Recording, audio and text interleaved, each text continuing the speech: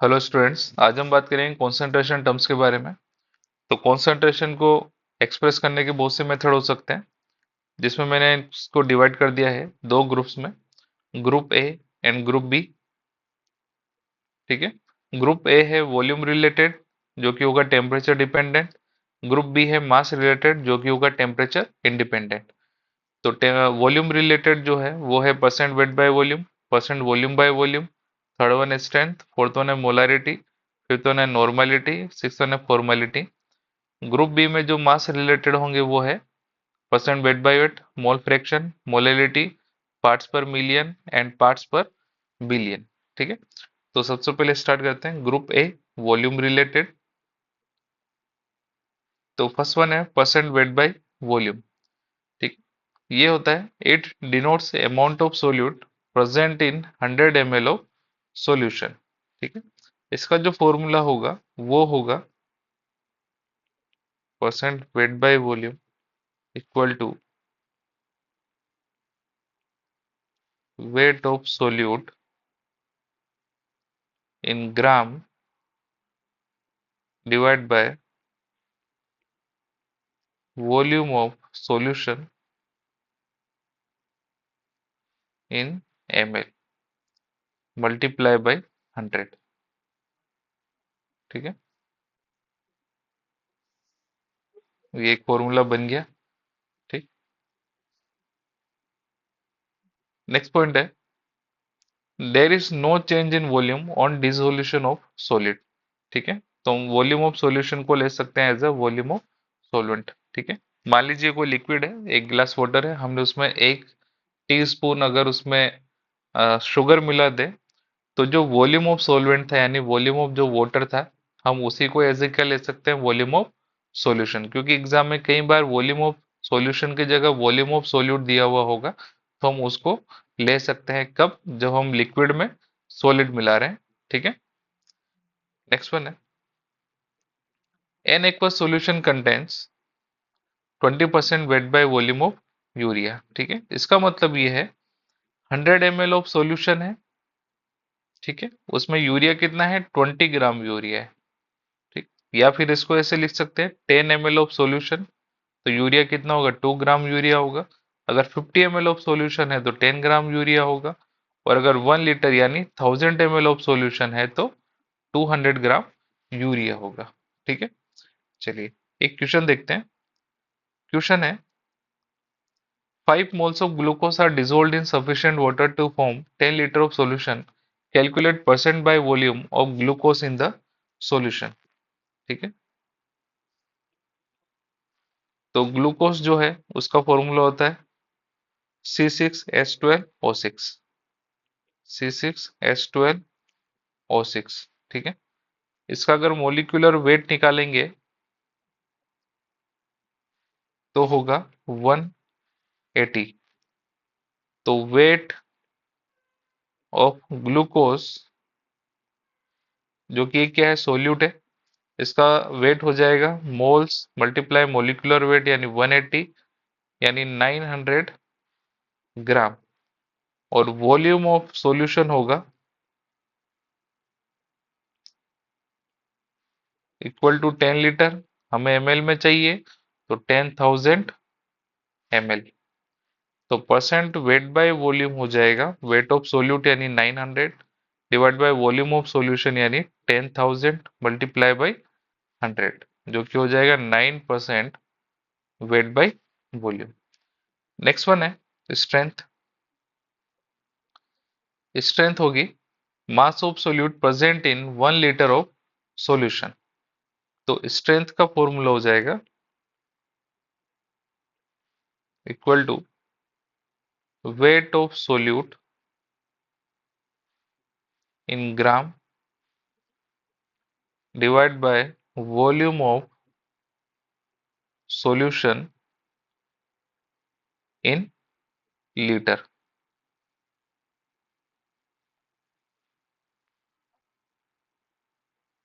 ठीक है। तो इसकी यूनिट हो जाएगी, स्ट्रेंथ की जो यूनिट होगी वो होगी ग्राम पर लीटर। ठीक है। स्ट्रेंथ को हम एक और फॉर्मूला लिख सकते हैं, 10 multiply by percent weight by volume. ठीक, मान लेते हैं, एक एग्जांपल ले लेते हैं, 900 gram glucose in 10 litre of solution.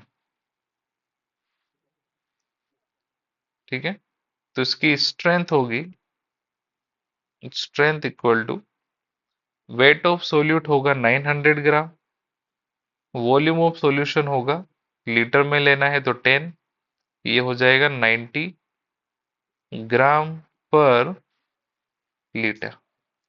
Next one है third one, percent volume by volume. ठीक है, तो ये होगा volume of solute present in 100 ml of solution. ठीक है, तो परसेंट वॉल्यूम बाय वॉल्यूम का जो फॉर्मूला होगा वो हो जाएगा volume of solute divide by volume of solution multiply by 100। ठीक है,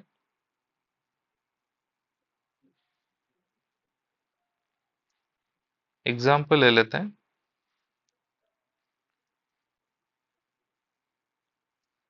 इन aqueous solution contains 30% volume by volume of ethanol. तो टोटल जो सॉल्यूशन है वो है 100 ml सॉल्यूशन है। ठीक है, उस सॉल्यूशन में अगर मैं बात करूं एक्वस सॉल्यूशन है, इसका मतलब उसके अंदर वाटर होगा। ठीक है, तो इथेनॉल कितना होगा, 30% वॉल्यूम बाय वॉल्यूम में, यानी 30 ml उसमें इथेनॉल होगा। बाकी बचा 70 ml, तो 70 ml क्या होगा उसके अंदर, वाटर, क्योंकि एक्वस है। ठीक है, नेक्स्ट वन है मोलारिटी। इसको हम डिनोट करते हैं कैपिटल एम से। तो मोलारिटी होता है, it denotes number of moles of solute present in पर लीटर ऑफ सॉल्यूशन। इसकी यूनिट होगी मोल पर लीटर। तो मोलारिटी का जो फॉर्मूला है वो होता है मोल्स ऑफ सोल्यूट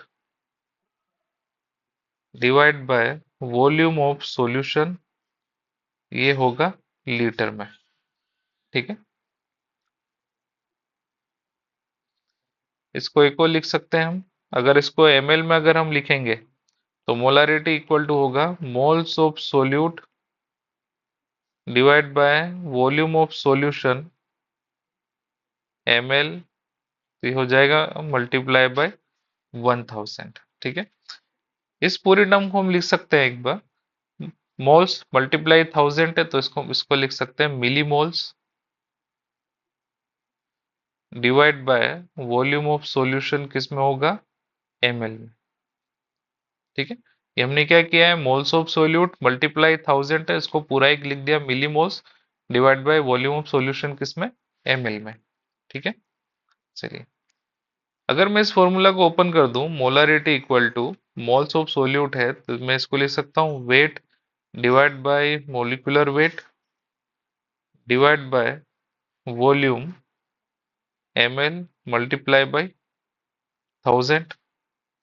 तो ये हो जाएगा weight by volume into 1000 multiply by 1 upon molecular weight. ठीक है, इसको लिख सकते हैं हम molarity equal to strength divide by molecular weight of solute. ठीक है, एक फॉर्मूला ये भी बन गया। या फिर अगर इससे सीधा ना करें तो हमें पता है जो मोलारिटी है उसका फॉर्मूला है क्या, यहां से मैं कर देता हूं, मोलारिटी इक्वल टू है moles of solute divide by volume of solution, किसमें, लीटर में। तो इसको लिख सकता हूँ wait divide by molecular weight divide by volume of solution, किसमें, लीटर में। तो ये हो जाएगा wait divide by volume of solution litre में, और वेट किस में है, ग्राम में, multiply by 1 upon molecular wait. तो ये पूरी, ये जो टर्म है इसको लिख सकते हैं हम स्ट्रेंथ। ठीक है, अभी हमने देखा था मल्टीप्लाई बाय कितना हो जाएगा, 1 अपॉन मोलिकुलर वेट, तो वही हमने लिखा है। ठीक है, दूसरा एक और फॉर्मूला हो जाएगा, मोलारिटी इक्वल टू स्ट्रेंथ को हमने लिखा है 10 multiply percent weight by volume divide by molecular weight of solute. एक फॉर्मूला ये हो गया। ठीक है, एक और फॉर्मूला हो जाएगा molarity equal to 10 into percent weight by volume को हम लिख सकते हैं percent weight by weight into density divide by, ये हो जाएगा divide by molecular weight of solute. ठीक है, ये एक और फॉर्मूला हो गया। बस इसमें ध्यान रखना है जो डेंसिटी होगा वो होना चाहिए ग्राम पर एमएल में। ठीक है, तो जितने भी मोलारिटी के फॉर्मूले पॉसिबल थे वो हमने लिख लिए। नेक्स्ट वन है, what is the meaning of 1 molar of aqueous solution of urea. ठीक है, तो इसका क्या मतलब है, इसका मतलब होता है it means 1 mole of urea present in 1 litre of solution. ठीक है, तो मोलर कैपिटल एम क्या मतलब हो गया, 1 mole of solute in 1 litre of solution.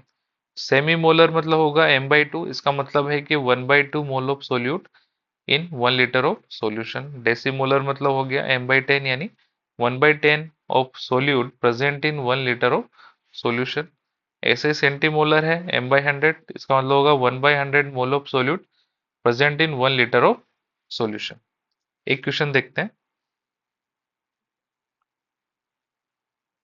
Question है 18 gram glucose dissolved in 500 ml of water, calculate percent weight by volume, molarity and strength.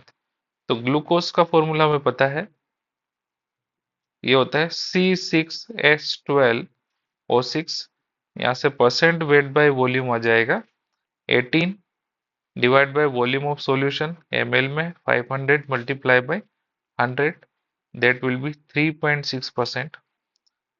Strength हो जाएगा 10 multiply percent weight by volume, that will be 10 multiply 3.6, यानी 36 unit होगी इसकी ग्राम पर litre. Molarity होगा, ठीक है, मोलारिटी का फॉर्मूला भी लिखा है हमने, strength divide by molecular weight of solute. Glucose का जो मोलिकुलर वेट होता है 180 होता है, तो हो जाएगा 0.2 मोलर। ठीक है, नेक्स्ट क्वेश्चन है, calculate molarity of following. First one है 120 ग्राम NaOH in 10 litre of water. तो मोलारिटी हो जाएगा मोल्स ऑफ सोल्यूट, यानी NaOH के जो मोल्स होंगे, wait divide by molecular wait, NaOH का मोलिकुलर वेट होगा 40 divide by volume in litre, that which is 10, तो हो जाएगा 0.3 मोलर। ठीक है, नेक्स्ट वन है 10 moles of solute in 2 litre of water. तो मोलारिटी हो जाएगा मोल्स ऑफ सोल्यूट यानी 10, वॉल्यूम ऑफ सॉल्यूशन है तो हो जाएगा 2 यानी 5 मोलर। थर्ड वन है 9.8 ग्राम H2SO4 in 200 ml of water. तो मोलारिटी हो जाएगी wait divide by molecular wait, H2SO4 का मोलिकुलर वेट होता है 98 डिवाइड बाय वॉल्यूम इसने दिया हुआ है ml में, तो 200, अब हम मल्टीप्लाई करना पड़ेगा 1000 का, तो ये होगा 0.5 मोलर। फोर्थ वन है 5 millimoles in 200 ml of water. तो मोलरिटी हो जाएगा millimoles of solute 5 divide by volume of solution, यानी ml में लेना पड़ेगा, यानी 200, ये हो जाएगा 0.025 मोलर। ठीक है, नेक्स्ट वन है calculate molarity of pure water solution. ठीक है, तो इसके लिए हम ले रहे हैं वॉल्यूम कितना, 1 लीटर। हमें पता है वाटर की जो डेंसिटी होती है 1 ग्राम पर ml। तो हमें पता है डेंसिटी इक्वल टू होता है मास बाय वॉल्यूम। तो डेंसिटी हमें पता है 1 है, मास हमें निकालना है, वॉल्यूम इसका 1 लीटर है यानी 1000 ml हमको लेना पड़ेगा। तो यहाँ से मास आ जाएगा 1000 ग्राम। तो यहाँ से मोल्स आ जाएंगे n, वाटर के wait divide by molecular wait. H2O का मोलिकुलर वेट होता है 18, दैट इज 55.55 मोल्स। मोलारिटी हो जाएगी moles of solute 55.55 divide by volume of solution that is 1, ये हो जाएगा 55.55 मोलर। डायरेक्ट क्वेश्चन आता है नीट में कि जो वाटर है उसकी मोलारिटी कितनी होती है, वो होती है 55.55 मोलर। ठीक है, नेक्स्ट क्वेश्चन है an aqueous solution contain 49% weight by weight of H2SO4 having density equal to 1.8 gram per ml, calculate molarity of solution। ठीक है, देखते हैं। ठीक है, तो ये हो जाएगा, हमने ऊपर फॉर्मूला लिखा था मोलारिटी का, वो था 10 multiply percent weight by weight into density divide by molecular weight of solute. ठीक है, तो यहाँ आ जाएगा 10 into percent weight by wait यानी 49 multiply density 1.8 divide by molecular weight of solute यानी H2SO4 का मोलिकुलर वेट यानी 98, ये आ जाएगा 9 मोलर। ठीक है, नेक्स्ट वन है नॉर्मलिटी। इसको डिनोट करते हैं हम कैपिटल एन से। ये होगा number of equivalent of solute present in पर लीटर ऑफ सॉल्यूशन। तो इसका जो फॉर्मूला होगा वो होगा normality equal to gram equivalent of solute divide by volume of solution.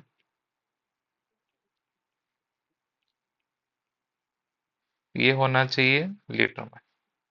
ठीक है, अगर नीचे वॉल्यूम ऑफ सॉल्यूशन ml में रखेंगे तो फिर ऊपर मल्टीप्लाई बाय 1000 हम कर देंगे। ठीक है, जैसे मोलारिटी में किया था। अब जो ग्राम इक्विवेलेंट होता है, ग्राम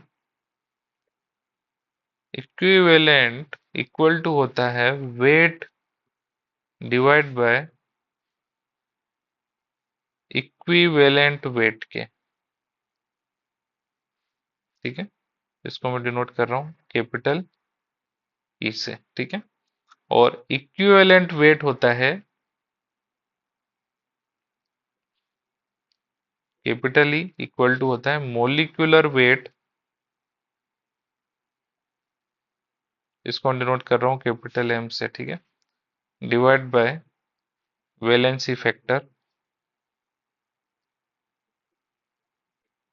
इसको हम डिनोट कर सकते हैं एन फैक्टर भी इसको बोलते हैं। ठीक है, तो अगर मैं पूरा इसका फॉर्मूला लिखूं कैपिटल एन इक्वल टू, तो ये हो जाएगा वेट, ठीक है, divide by molecular weight divide by N factor multiply by 1 upon volume, किसमें, सॉल्यूशन का, लीटर में।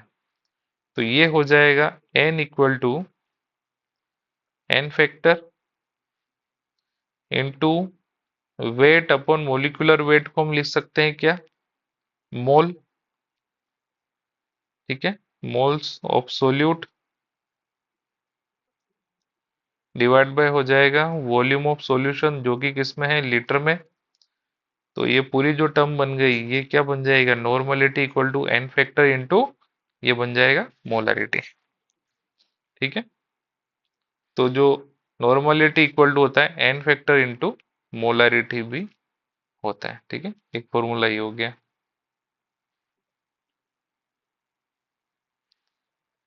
नेक्स्ट वन है, इसी को अगर आगे कंटिन्यू करें तो होगा N divide by normality divide by molarity equal to N factor. ठीक है, तो नॉर्मलिटी इक्वल टू होगा gram equivalent divide by volume litre में। मोलारिटी होगा moles divide by volume litre में इक्वल टू एन फैक्टर। तो वॉल्यूम से volume cancel, तो ग्राम इक्विवेलेंट इक्वल टू हो जाएगा एन फैक्टर इंटू मोल्स। तो ये एक और फॉर्मूला हो गया यहाँ से। ठीक है, अब नेक्स्ट बात आती है इसमें एन फैक्टर के लिए। एन फैक्टर होता क्या है? तो एन फैक्टर हम निकालते हैं एसिड के लिए, बेस के लिए और एक सोल्ट के लिए। तो एसिड के लिए जो एन फैक्टर होगा वो होगा number of H plus ions. Base के लिए होगा number of OH minus ions. और सोल्ट के लिए होगा टोटल पॉजिटिव या फिर नेगेटिव चार्ज। ठीक है, मान लेते हैं एसिड है, एसिड है, HCl हो गया, H2SO4 हो गया, CH3COOH हो गया, H3PO4 हो गया, H3PO3 हो गया और H3PO2 हो गया। तो इसके लिए अगर एन फैक्टर देखेंगे तो एन फैक्टर हो गया क्या, HCl में एक H प्लस दे सकता है ये, तो 1, H2SO4 में 2 H प्लस दे सकता है तो 2, CH3COOH में एक H प्लस दे सकता है ये, तो ये हो गया 2। ठीक है, तो कंफ्यूज नहीं होना है, इसमें 3 और एक ये चार चार हाइड्रोजन दिख रहे हैं लेकिन दे सिर्फ एक ही सकता है। कैसे? ऐसे CH3COO minus plus H plus. ठीक है, H3PO4 3 देता है, H3PO3 2 एंड H3PO2 1। ठीक है, तो ये ध्यान रखना पड़ेगा H3PO4, H3PO3 एंड H3PO2 का। मैं स्ट्रक्चर बना देता हूँ। H3PO4 का जो स्ट्रक्चर होगा कुछ ऐसा होता है, P double bond O, OH, OH and OH। H3PO3 का होता है P double bond O, OH, OH and H। और H3PO2 का होता है OH, P, H double bond O और H। ठीक है, तो H प्लस सिर्फ वो वाला ही दे सकते हैं जो ऑक्सीजन से कनेक्ट हो, यानी एक तो ये वाला हो गया, एक ये वाला और एक ये वाला, यानी H3PO4 में कितने हो गए, 3 H प्लस दे सकता है। वहीं H3PO3 में एक ये वाला हाइड्रोजन और एक ये वाला हाइड्रोजन, यानी 2। और H3PO2 में ओनली ये वाला ऑक्सीजन से कनेक्टेड हाइड्रोजन, तो सिर्फ एक ही दे पाएगा, तो H3PO2 का इनफेक्ट हो जाएगा 1। ठीक है, वहीं अगर बेस का देखें, बेस में मान लेते हैं NaOH है,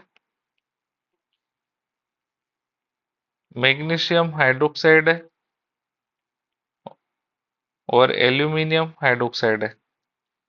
ठीक है, तो इसका जो एन फैक्टर होगा वो होगा 1, ये होगा 2 और ये होगा 3। कितने OH माइनस दे सकते हैं? ठीक है, नेक्स्ट वन है सोल्ट।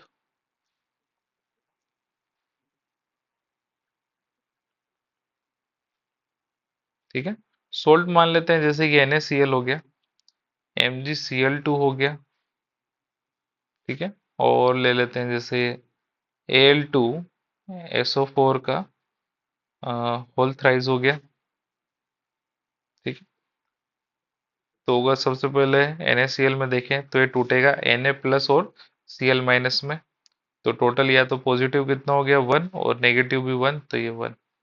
MgCl2 में क्या होगा, कैसे टूटेगा ये टूटेगा Mg प्लस 2 या फिर 2Cl माइनस, तो कितना पॉजिटिव 2 और नेगेटिव भी 2, तो ये 2। ठीक है, या तो टोटल पॉजिटिव ले लो या टोटल नेगेटिव, हमेशा सेम ही होगा। ठीक है, Al2SO4 को थ्राइस, ये टूटेगा आपका 2 एल्यूमिनियम प्लस 3 SO4 माइनस 2, तो टोटल पॉजिटिव हो गया 6 और नेगेटिव भी -6, तो ये हो गया इसका n फैक्टर 6। ठीक है, चलिए क्वेश्चन देखते हैं।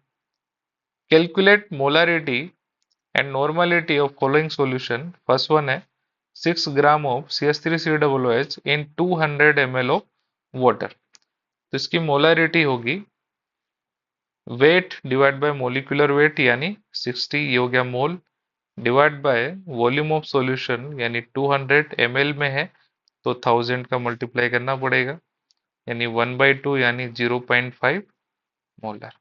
नॉर्मलिटी हम लिखेंगे मोलारिटी इंटू एन फैक्टर, इसकी मोलारिटी कितनी 0.5, एन फैक्टर है CH3COOH का 1 यानी 0.5 नॉर्मल। ठीक है, सेकंड क्वेश्चन है 20 ग्राम NaOH in 500 ml of water. तो इसकी मोलारिटी होगी मोल्स ऑफ सोल्यूट यानी NaOH 20 डिवाइड बाय इसका मोलिकुलर वेट होगा NaOH का 40, वॉल्यूम 500 ml में है तो 1000 का मल्टीप्लाई इक्वल टू हो जाएगा 1 मोलर।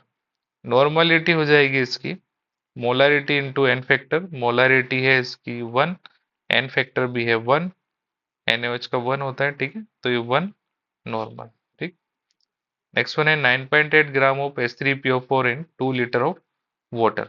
ठीक है, तो इसकी मोलारिटी होगी 9.8 ग्राम है तो कितना हो गया वेट 9.8 डिवाइड बाय इसका मोलिकुलर वेट H3PO4 का होता है 98 डिवाइड बाय वॉल्यूम है 2 लीटर में है तो कितना हो जाएगा ये आपका 0.05 मोलर। ठीक है, नॉर्मलिटी हो जाएगी molarity into N factor, molarity होगी 0.05, एन फैक्टर होता है H3PO4 का, अभी देखा था हमने 3, तो हो जाएगा 0.15 नॉर्मल। ठीक है, नेक्स्ट क्वेश्चन है calculate moles and equivalent and mass of solute in following solution. First one है semi normal NaOH solution 100 ml। ठीक है, तो सबसे पहले नॉर्मलिटी इक्वल टू हो जाएगा मोलारिटी इंटू एन फैक्टर। ठीक है, तो क्या हो गया normality equal to molarity, NaOH है, NaOH का एन फैक्टर होगा 1, तो यानी नॉर्मलिटी और मोलारिटी दोनों क्या आएंगी इस केस में सेम होगी। ठीक है, इस क्वेश्चन में तो नॉर्मलिटी इक्वल टू हमें पता है क्या होगा इक्विवेलेंट ऑफ NaOH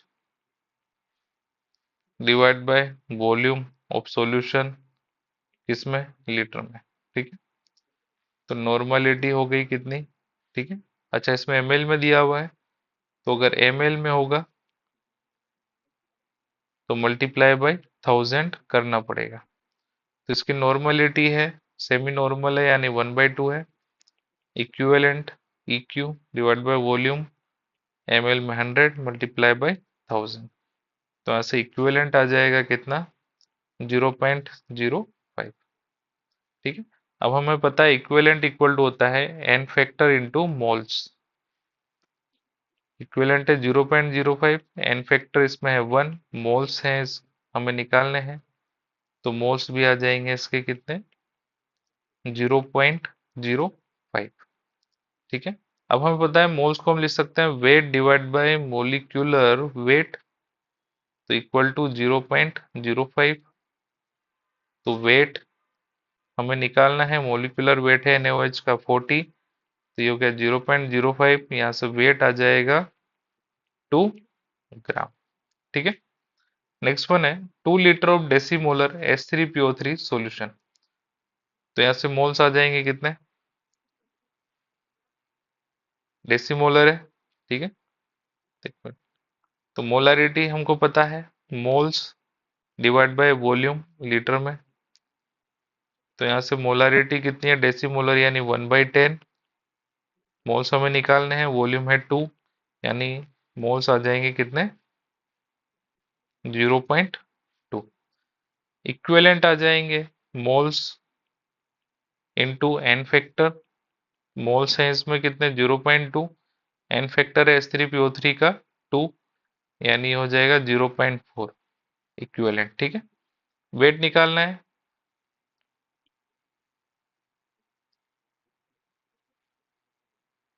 वेट आ जाएगा मोल्स इनटू मोलिकुलर वेट, तो H3PO3 का मोलिकुलर वेट होता है 82 ये हो जाएगा 16.4 ग्राम। ठीक है। नेक्स्ट क्वेश्चन है 20 इक्विवेलेंट ऑफ NaCl इन 2 लीटर ऑफ वाटर। ठीक है।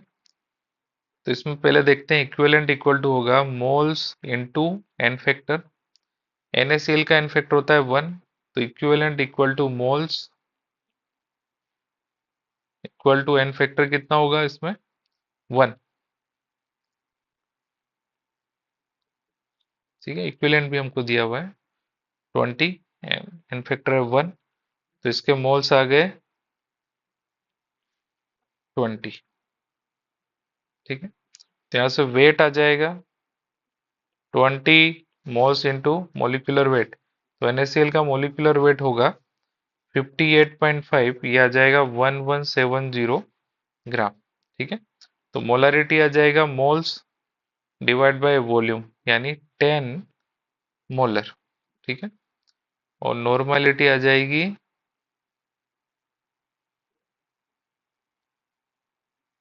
नॉर्मलिटी इक्वल टू लिखेंगे molarity into N factor. Molarity है 10, एन फैक्टर इसका 1, यानी 10 नॉर्मल। ठीक है। नेक्स्ट क्वेश्चन है 5 moles of aluminium sulphate in 10 litre of water. ठीक है। तो इक्विवेलेंट इक्वल टू ये होगा मोल्स इनटू एन फैक्टर। तो मोल्स होगा 5, N factor L2SO4 whole thrice का होता है 6, जो कि होगा 30। तो W इक्वल टू आ जाएगा मोल्स, यानी 5 इंटू L2SO4 का होल थ्राइस का जो मोलिकुलर वेट होगा वो होगा 342, यानी ये हो जाएगा 1710 ग्राम। तो मोलारिटी हो जाएगी इसकी मोल्स डिवाइड बाय वॉल्यूम, यानी 10, यानी 0.5। नॉर्मलिटी हो जाएगी इसकी 6 मल्टीप्लाई 0.5, यानी 3 नॉर्मल। ठीक है। चलिए नेक्स्ट वन है फॉर्मालिटी। तो फॉर्मालिटी होती है it is defined as number of formula units of solute present per litre of solution. तो इसका जो फॉर्मूला बनता है वो होगा F equal to formula weight या फिर formula unit of solute divide by volume of solution in litre. ठीक है। और जो फॉर्मूला यूनिट होगा फॉर्मूला यूनिट इक्वल टू होता है weight divide by formula wait. Formula wait. ठीक है। एग्जाम्पल देखते हैं। एग्जाम्पल है मान लीजिए NaCl है। ठीक है। इसको वाटर में डाला तो Na प्लस और Cl माइनस में टूटा। तो NaCl का जो भी मोलिकुलर वेट है वो है 58.5। ठीक है। अब देखेंगे इसमें फॉर्मूला वेट हमको निकालना है, तो Na प्लस का जो एटॉमिक वेट है 23, Cl माइनस का है 35.5, तो इसका फॉर्मूला वेट हो जाएगा 23 प्लस 35.5, यानी 58.5। ठीक है। ऐसे अगर मैं एग्जांपल लूं CH3COOH इन बेंजीन। ठीक है। तो CH3COOH बेंजीन में क्या करता है डाइमर बना लेता है, होल्ट वाइज बना लेगा। तो इसका मोलिकुलर वेट जो है वो होगा 60 होता है, और इसका फॉर्मूला वेट हो जाएगा कितना 2 इंटू 60, यानी 120। इसको बोलेंगे हम क्या फॉर्मूला वेट। ठीक है।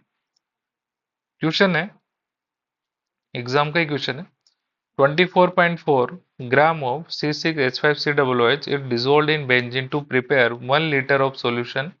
If benzoic acid exists in the form of dimer, calculate formality of solution। ठीक है। इसको देखते हैं। तो इसमें क्या होगा C6H5COOH जो है वो डाइमर बना लेगा किसमें बेंजीन में, और ये बन जाएगा C6H5COOH का होल्ट वाइज। ठीक। तो इसका मोलिकुलर वेट जो है वो होगा 122 और फॉर्मूला वेट हो जाएगा 244। तो फॉर्मेलिटी हो जाएगी इसकी 224.4 wait divide by formula wait that is 244, volume of solution that is 1 litre. तो ये हो जाएगा 0.1 फॉर्मल। ठीक है। नेक्स्ट वन है ग्रुप बी, मास रिलेटेड। तो फर्स्ट वन है इसमें परसेंट वेट बाय वेट। ये होता है आपका, it is defined as amount of solute present in 100 gram of solution. तो इसका जो फॉर्मूला बनेगा वो बनेगा percent weight by weight equal to weight of solute divide by weight of solution multiply by 100। ठीक है। तो जो वेट ऑफ सॉल्यूशन होगा,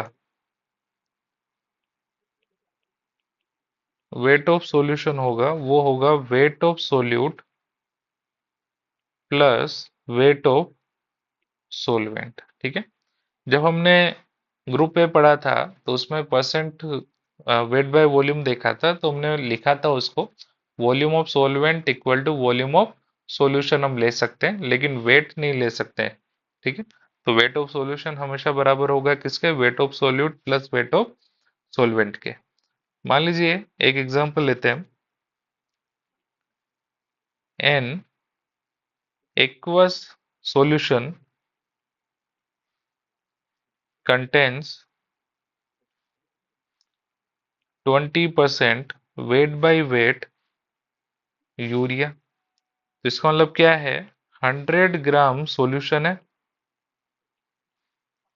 अब उस 100 ग्राम सॉल्यूशन में क्या होगा, 20% वेट बाय वेट यूरिया, यानी 20 ग्राम तो यूरिया होगा।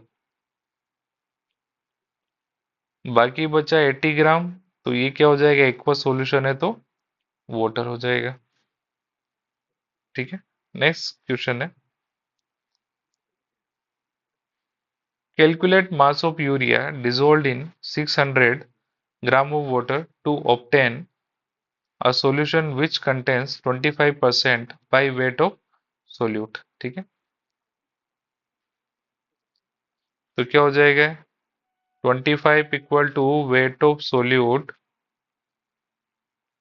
Divide by weight of solution multiply by 100। तो ये हो जाएगा 25 equal to weight of solute मान लेते हैं W है, वेट ऑफ सॉल्यूशन हो जाएगा W plus weight of solvent that is 600 gram multiply by 100। जब सोल्व करेंगे तो वेट आ जाएगा यहाँ से 200 ग्राम। ठीक है। नेक्स्ट वन है मोल फ्रैक्शन। इसको डिनोट करते हैं हम कैपिटल एक्स से। तो ये होता है ratio of moles of substance to total moles of solution. तो इसका फॉर्मूला लिखेंगे, मान लीजिए मोल फ्रैक्शन हम लिख रहे हैं किसी सब्सटेंस के लिए, तो ये होगा मोल्स ऑफ सब्सटेंस जिसका मोल फ्रैक्शन निकालना है डिवाइड बाय टोटल मोल्स। ठीक है। तो जो मोल फ्रैक्शन की जो वैल्यू होगी वो होगी 0 से 1 के बीच में। मान लीजिए मोल फ्रैक्शन हमें निकालना है सोल्यूट के लिए, तो हम लिखेंगे moles of solute divide by moles of solution. ये होगा moles of solute, moles of solution का मतलब क्या है, moles of solute plus moles of solvent. ठीक है। ऐसे मोल फ्रैक्शन हमको निकालना है सोलवेंट के लिए, तो ये होगा moles of solvent divide by moles of solute plus moles of solvent. ठीक है। कुछ इंपॉर्टेंट पॉइंट्स है, जैसे कि मोल fraction of solute plus mole fraction of solvent की जो वैल्यू होगी वो होगी हमेशा 1। नेक्स्ट वन है, अगर मोल फ्रैक्शन की वैल्यू अगर 0 है, इसका मतलब वो सब्सटेंस उसमें एब्सेंट है, सब्सटेंस इज एब्सेंट। और अगर मोल फ्रैक्शन इक्वल टू 1 आ गया इसका मतलब है कि प्योर फॉर्म है, उसमें कोई दूसरा मिला हुआ नहीं है। ठीक है। क्वेश्चन है, an aqueous solution contains 28% wait by weight of KOH, calculate mole fraction of KOH। ठीक है, देखते हैं इसको। 100 ग्राम सॉल्यूशन है, इसका मतलब इसमें 28 ग्राम तो KOH है, बाकी बचा 72 ग्राम, वो होगा वाटर। तो मोल्स ऑफ KOH हम निकाल लेंगे, ये हो जाएगा weight of KOH divide by molecular weight of KOH यानी 56, दैट इज 1/2। ऐसे मोल्स ऑफ H2O हो जाएंगे, वेट है 72 डिवाइड बाय मोलिकुलर वेट है 18 यानी 4 आ जाएगा। ठीक है। मोल फ्रैक्शन ऑफ KOH निकालेंगे तो ये हो जाएगा moles of KOH divide by moles of KOH plus moles of H2O। तो KOH के मोल्स है 1/2, KOH के 1/2, H2O के हैं 4, तो ये आ जाएगा 1/9। और ऐसे मोल फ्रैक्शन ऑफ H2O आ जाएगा, हमें पता है कि मोल fraction of KOH plus mole fraction of H2O की वैल्यू 1 होगी। ठीक है, तो हम यहाँ से मोल फ्रैक्शन ऑफ H2O निकालेंगे, 1 minus mole fraction of KOH यानी 1 माइनस 1/9, दैट विल बी 8/9। ठीक। नेक्स्ट क्वेश्चन है, a solution contains 30 gram urea in 45 gram water, calculate percent weight by weight and mole fraction of urea।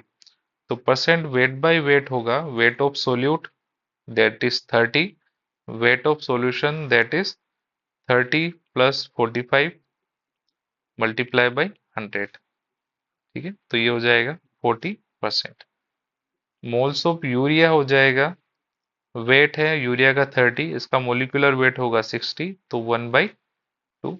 ऐसे moles of H2O हो जाएगा, wait है 45, molecular weight होगा H2O का 18 यानी 5/2। तो मोल फ्रैक्शन ऑफ यूरिया हो जाएगा moles of urea divide by moles of urea plus moles of H2O। तो ये हो गया 1/2 डिवाइड बाय 1/2 प्लस 5/2 यानी 1/6। ठीक है, और मोल फ्रैक्शन ऑफ H2O हो जाएगा 1 माइनस 1/6 यानी 5/6। ठीक है। नेक्स्ट वन है मोलालिटी।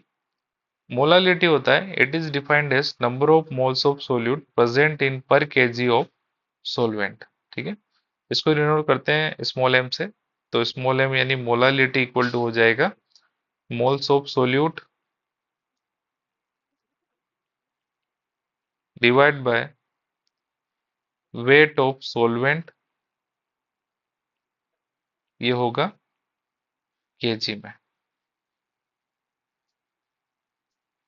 ठीक है, इसकी जो यूनिट होगी मोल पर केजी।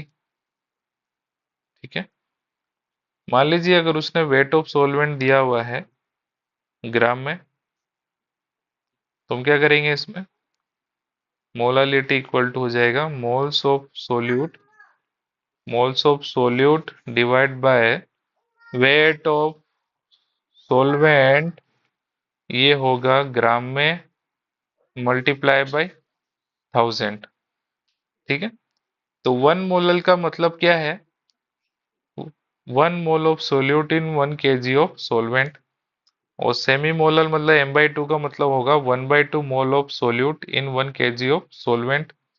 डेसी मोलर का मतलब होगा 1/10 mole of solute in 1 kg of solvent. और सेंटी मोलर का मतलब होगा 100 mole of solute in 1 kg of solvent. ठीक है। क्वेश्चन है, 2 moles of urea present in 360 gram of water, what is the total mass of solution. देखते हैं इसको।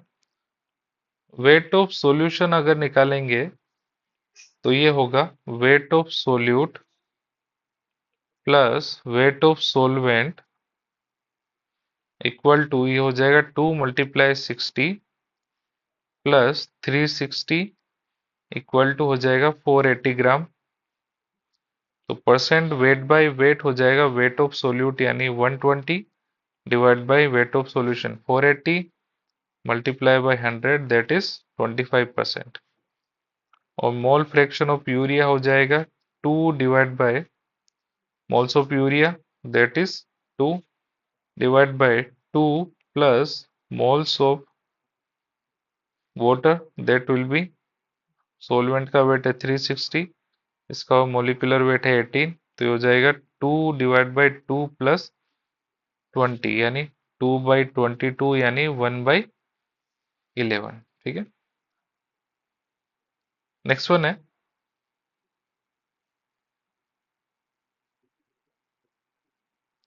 Relation between molarity and molality of solution in terms of density. ठीक है, तो relation होता है इसके बीच में molality equal to 1000 into molarity divide by 1000 into density minus molarity into molecular weight of solute. ठीक है, इक्वेशन देख लेते हैं इस पे भी। Calculate molality of solution of an aqueous 2 molar solution having density equal to 1.5 gram per ml given molecular weight of solute 150 ग्राम पर मोल। ठीक है, सॉल्यूशन तो मोलालिटी जो होगा वो होगा 1000 इंटू मोलारिटी हमको दिया हुआ है 2 डिवाइड बाय 1000 इंटू डेंसिटी दिया हुआ है 1.5 minus molarity into molecular weight of solute that will be 150। ये हो जाएगा 2000 divide by 1500 minus 300 divide by 2000 divide by 1200 1.67 molal. ठीक है, नेक्स्ट वन है पार्ट्स पर मिलियन। इसको लिखते हैं हम पीपीएम से। इसका मतलब है it is mass of solute present in पर मिलियन यानी मिलियन का मतलब 10⁶ ग्राम ऑफ सॉल्यूशन। तो इसका फॉर्मूला बनेगा PPM equal to weight of solute divide by weight of solution into 10⁶। ठीक है, तो इसमें वेट ऑफ जो सॉल्यूशन होगा वो होगा weight of solute plus weight of solvent. ठीक है, तो वेट ऑफ जो सोल्यूट होगा वो बहुत नेग्लेजिबल होगा as compare to weight of solvent के। तो हम क्या कर सकते हैं, वेट ऑफ सॉल्यूशन को एज अ इक्वल ले सकते हैं वेट ऑफ सोलवेंट के।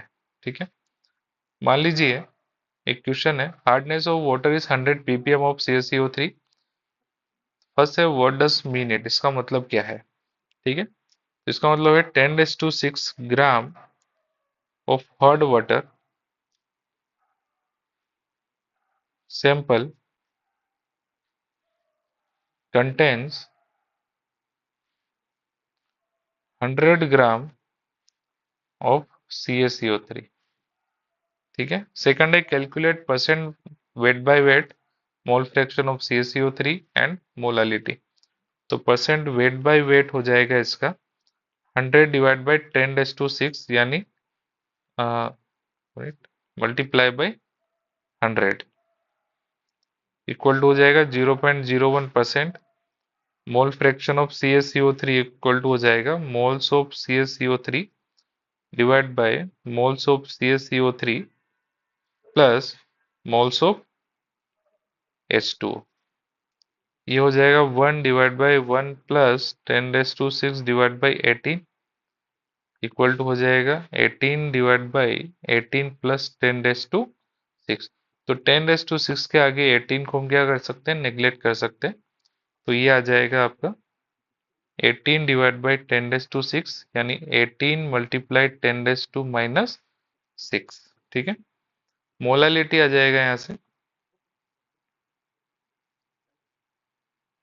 मोलालिटी इक्वल टू हो जाएगा 1/10⁶ इंटू 1000। ये हो जाएगा 10⁻³ माइनस 3।